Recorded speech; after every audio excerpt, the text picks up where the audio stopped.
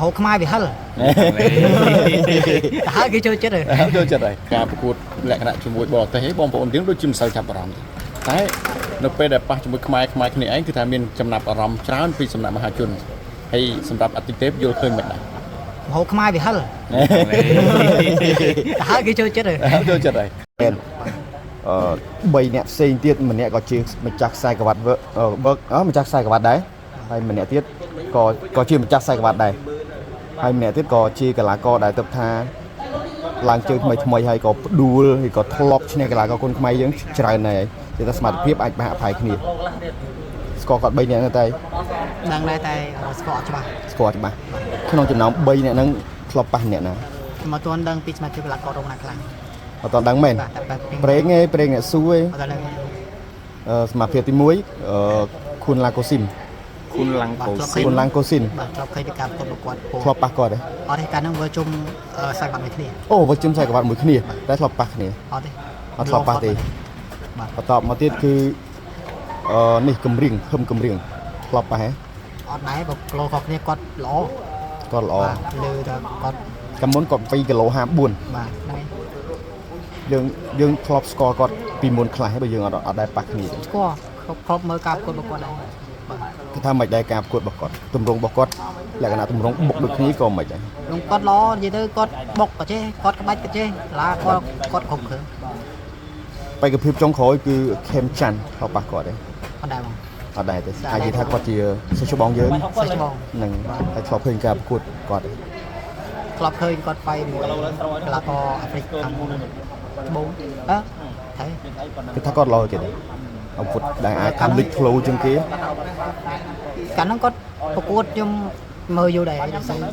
សូវតាមដានគាត់មកទេឥឡូវងាកមកសរុបមកវិញការប្រកួត3នាក់ហ្នឹងយើងគិតថាម្នាក់ណាអាចនឹងធ្វើឲ្យពិបាកបើសិនមកយើងប៉ះជាមួយគាត់និយាយទៅសិតតែកីឡាករដែលខ្ញុំមិនសូវដឹងពីសមត្ថភាពគាត់ច្បាស់បាទខ្ញុំក៏មិនសូវបានជិះមើលការប្រកួតរបស់ពួកគាត់ទេខ្ញុំមិនទាន់ដឹងថាកីឡាកររកណាខ្លាំងជាងកីឡាកររកណាត្រូវតែយើងប្រុងប្រយ័ត្នទេតែខ្ញុំនឹងត្រៀមខ្លួនដើម្បីទទួលស្វាគមន៍ពួកគាត់ឲ្យពេញចិត្តសម្រាប់ការប្រកួត format មួយនេះបើសិនជាកើតឡើងមែនតើសម្រាប់បងតយល់ថាជាការតានតឹងសម្រាប់ខ្លួនឯងទេដោយសារតែពួកគាត់ភាគច្រើនមានបទពិសោធន៍លើសបង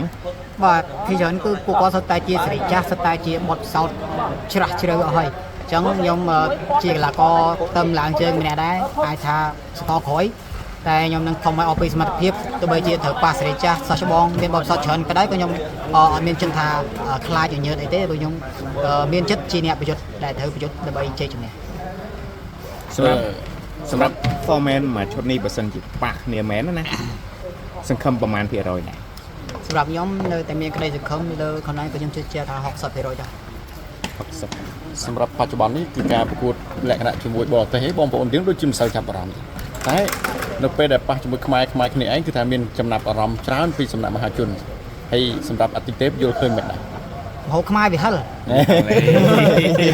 ហិលគេចូលចិត្តហើយតែកាហាយមកតែសម្រាប់យើងអ្នកលេងគុនខ្មែរដែរយើងចូលចិត្តហូបម្ហូបខ្មែរដែរឬក៏មិនដែរសូវចូលចិត្តតែរឿង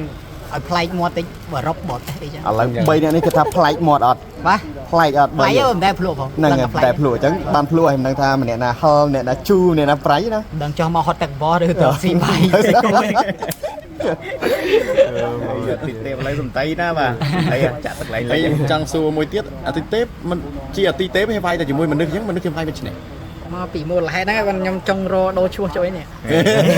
អាចចម្រើនវិញដាក់ចម្រើនអាទីទេដាក់ទៅដូចទៅមកភូមិមានតែឯងដូចមានតែឯងពេកអេថាឡើងទេតាសមត្ថភាពរបស់យើងគឺតាមឈ្មោះហ្មងបាទលក្ខណៈថាឈ្មោះក៏ជារិស័យមួយដែរអញ្ចឹងយើងមិនអាចប្រមាថឈ្មោះខ្លួនឯងទេអញ្ចឹងយើងនៅតែឆ្លៃនៅតែលើកតម្កើងតែឈ្មោះចម្រើនក៏ដែរទីទេក៏ដោយសិតតែជាឈ្មោះមានរិស័យជាមានតែឈ្មោះល្អសិតឈ្មោះលុយសតបងមកដល់ម៉ោងនេះវឹកហាត់គុនខ្មែរបានប៉ុន្មានឆ្នាំនេះ3ឆ្នាំឱកាសដណ្ដើមខ្សែប៉ុណ្ណឹងបានប៉ុន្មានដង5ដងជោគជ័យប៉ុន្មានដង4ខ្ញុំមានប្រាជ័យទៀតមានមួយអ្នកណាជាមួយអ្នកណាហាត់ពីបាំងតែមួយតម្លៃការលេងពៀនវិញបានប្រហែលដងដែរ2ដងតែម្ដងដែររបេះទេម្ដងបាន ម្ដងបានហ្មង លេងតែម្ដងមកតនថតលេងតែលើកទី1បាន ធម្មតាលុយសុទ្ធ ចាស់ប្រកួតមួយណាដែលលុយធំជាងគេ ពួកខ្ញុំលុយធំ2 3 2ប្រកួត ធំជាងគេ សិនតាមខ្សែក្បាត់ លុយជុំតាមខេត្ត បើវើជុំខ្សែក្បាត់វើជុំខ្សែក្បាត់វើជុំ2ដងយើងបានទទួលទឹកប្រាក់យ៉ាងថា 10000 អូច្រើនមែនតើ មើលនិយាយដូចមិនខ្មែរហ្នឹង ដែលឡែកបើមានដឹងថា format ដែលគេក្រុងរៀបចំនេះគេដាក់អីឲ្យទៅដើមអត់ អត់ដឹងបង គឺដុំមាស មែនទេ មាស មែនតើ មែនតើដុំមាសមែនហើយយកទៅលក់យកទៅយកលុយខ្លួនឯងចោះ យកទៅចាយនៅស្រុកចិនណា និយាយខ្ញុំធ្វើវិញ គេមែនតើដុំមាសមែនតើ យើងអត់ដឹងថានៅក្នុងទំហំទឹកប្រាក់ដុំមាសហ្នឹងតម្លៃប្រមាណប៉ុន្តែជារួមអ្វីដែលយើងត្រូវទៅដើមហ្នឹងគឺ ដុំមាសឥឡូវចង់បានទៅតាមប្រហែលតឡឹង បងរូបមែនតើណា រូបមែ អូ នតើ my ណា god ជារឿងដែលយកពេញចិត្តខ្លាំងមែនទេ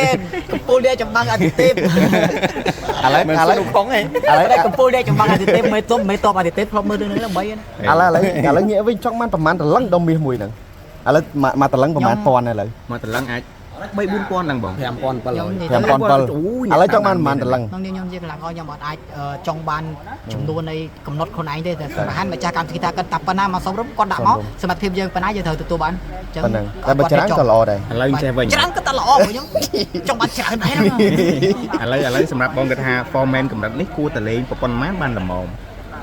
ខ្ញុំហ៎ កម្រិត format កម្រិត កម្រិតនេះគឺ ចាត់ទុកថាជាកម្រិត អាចជា ដែលគុំនៅ ខ្ពស់ហើយ ស្រុកខ្មែរមួយដែរណា ចន្លោះពីប្រមាណទៅប្រ នៅ មាណ តែ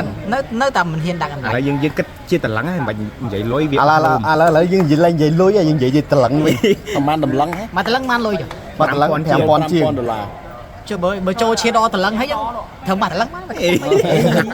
ហើយបើបានអូមកថាបើបានដុំមាសហ្នឹងយើងយកទៅលក់ក៏យើងធ្វើខ្សែកពាក់ហ្មង ខ្ញុំមានទៅហូតកាត់ទេអញ្ចឹងយើងយកលក់ យើងពាក់ខ្សែកទៅ ចាក់តែក៏រូបរាងវាជាដុំ2គីឡូហ្នឹង ចាប់ពីដើមកប់ដីទុកហើយបង ក៏ដេកទុក អត់ទេអាហ្នឹងក្រោយយកចាយស្រុកចិនទេ ទៀតពីដើមផ្សេងឥឡូវផ្សេង ហើយស្រុកចិនគេហូបស្រាម្ដងរាប់ពាន់តឡឹងហើយមួយតឡឹងហូបមិនក្រោះ ធ្វើផ្ទះម្ដងរាប់ពាន់ហ្នឹង អូខេកូនច្រើន ពីប៉ុណ្ណឹងឲ្យជោគជ័យទេ